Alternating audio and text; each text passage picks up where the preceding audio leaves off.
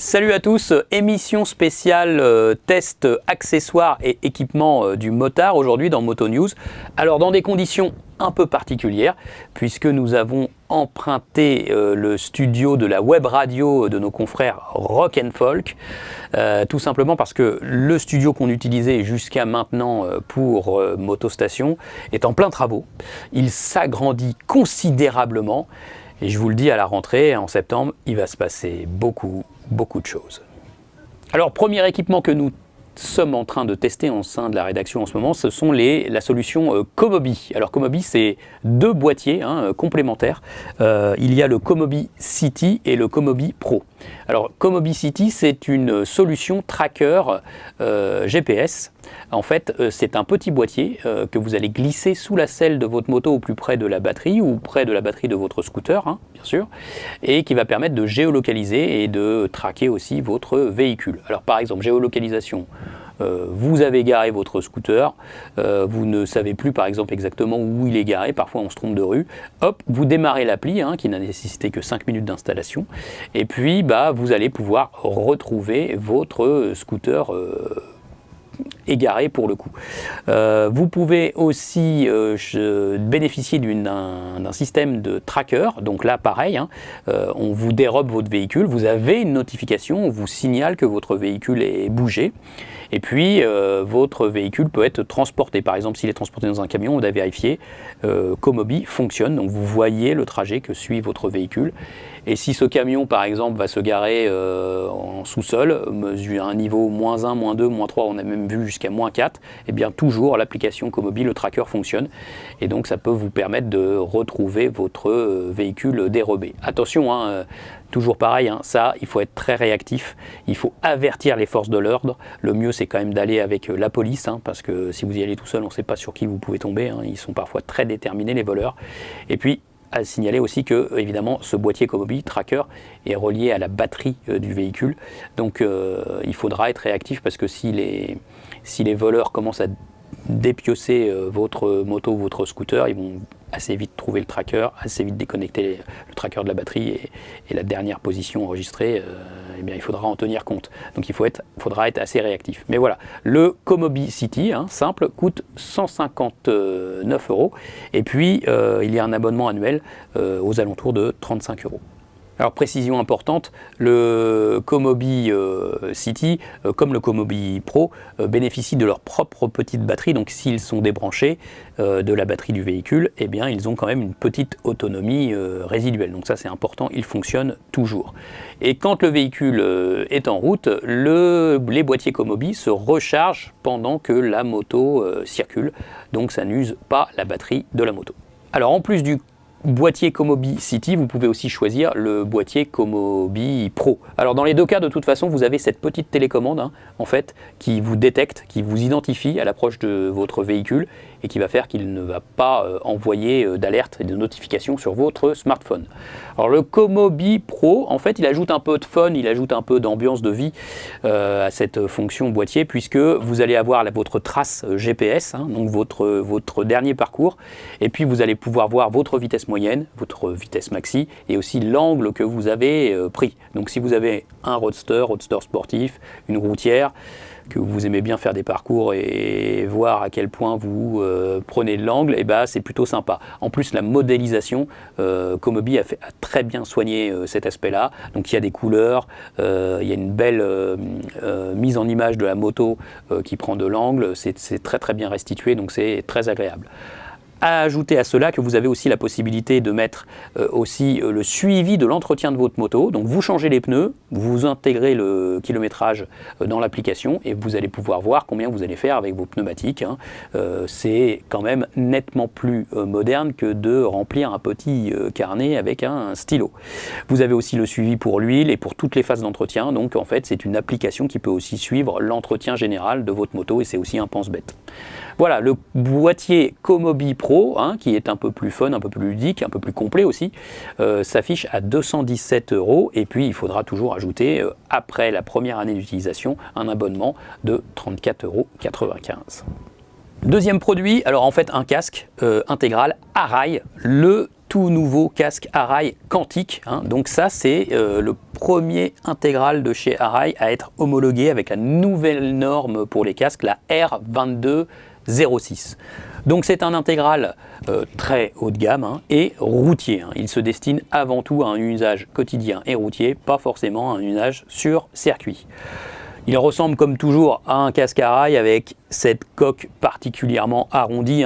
C'est ce qu'ils appellent le R75 Shape. Donc c'est la forme de coque très arrondie qui a pour but justement de ne pas accrocher le bitume, de bien ricocher en cas de chute. Et donc si la tête n'accroche pas trop le bitume, eh bien elle va être moins, les vertèbres vont être moins impactées, vont risquer de moins souffrir lors d'un accident. Donc ça c'est le concept de Arai. Donc depuis longtemps on a cette coque ici qui est très ronde. Toutefois, on remarque sur ce Quantic l'arrivée d'un spoiler intégré à l'arrière qui vise à améliorer la stabilité du casque à haute vitesse. Alors c'est vrai que lors de mon test, j'ai mis le Profil V, c'est un autre casque Arai qui ne dispose pas de ça. Hop, j'ai emmené les deux casques, je suis passé d'un casque à l'autre pour constater la différence de stabilité. Et c'est vrai qu'en ligne droite, quand on sort de la bulle ou même si on se tient bien droit, eh bien ce casque-là, il est plus stable que le Profil V. Donc ça marche à 130 km/h et même au-dessus, je vous raconte pas.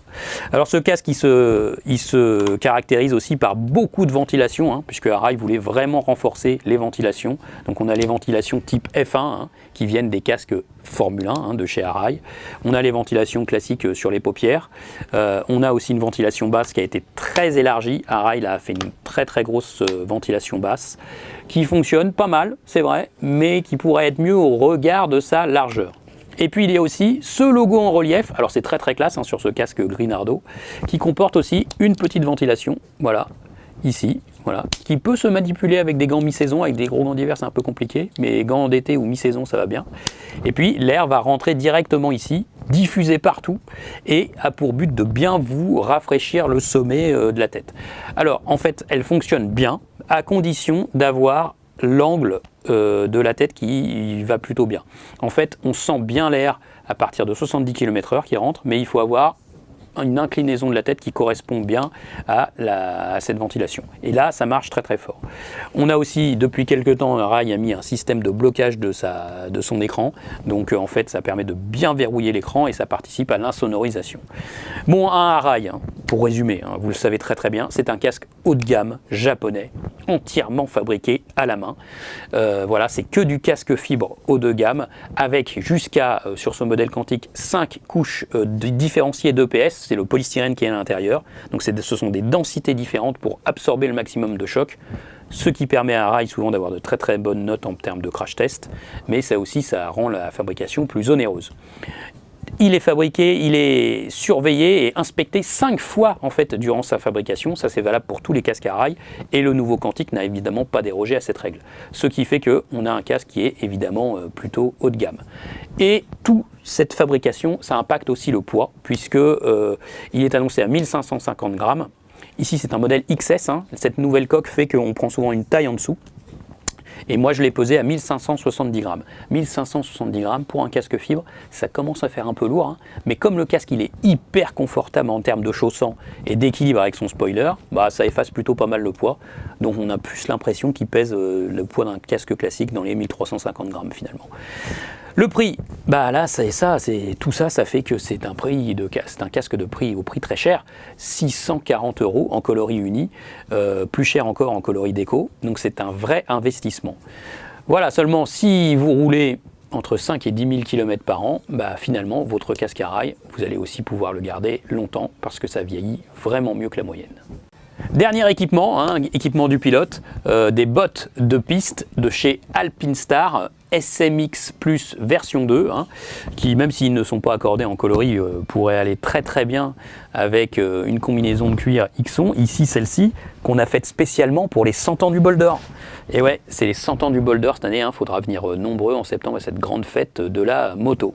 Alors nos bottes Alpinestar SMX Plus version 2, ce sont des bottes de piste, racing.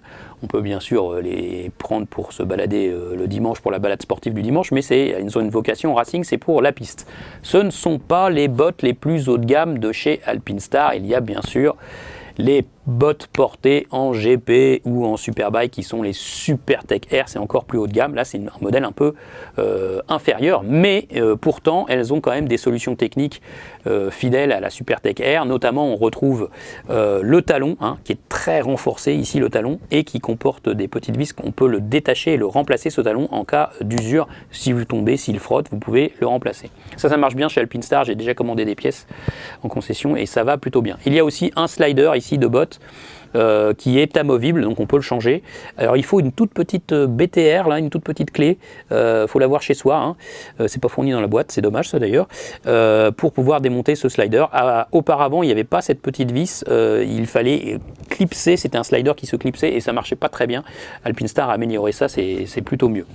On retrouve aussi une belle forme de botte qui est assez aérodynamique, hein, parce que en fait le but c'est de faire un côté intérieur qui soit le plus plat possible pour quand on serre la moto, hein, on serre les commandes et donc là c'est bien plat pour bien être aérodynamique avec la moto. Il y a des renforts tibia, il y a le système de torsion, de sécurité à la torsion de chez Alpinestar qui est quand même assez sérieux, hein, ça va empêcher, ça va verrouiller pas mal votre cheville, mais ça n'empêche pas de conduire, hein, ça reste assez souple. Et puis on retrouve aussi ce système ici qui va permettre de bien fermer le haut de la botte, hein, voilà, avec aussi qui accompagne une fermeture éclair. Voilà.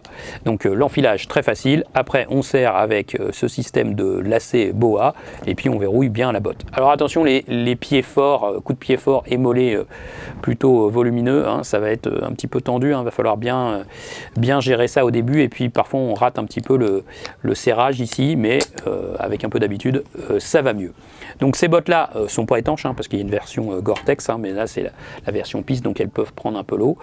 Se sont avérées confortables sur circuit, ça va pour rouler sur la route, c'est pas des bottes pour marcher tous les jours avec, hein, c'est pas fait pour, mais dans leur usage c'est plutôt pas mal. La piste, petit rappel enfin du prix, 369,95 €, donc c'est pas les plus hauts de gamme, hein, donc c'est un prix quand même moyenne haute sur le marché de la botte de piste, hein, mais gros confort, grosse recherche pour Alpinestar. Puis il faut pas oublier que comme les gants racing, les bottes c'est beaucoup d'éléments, hein, si vous voyez bien, il y a plein de pièces en fait, hein, des pièces plastiques, du cuir, de la fermeture éclair, du polyuréthane, des tissus lycra. Donc en fait une botte de piste c'est complexe à fabriquer, c'est donc beaucoup de matériaux et donc forcément une botte de piste souvent c'est assez cher.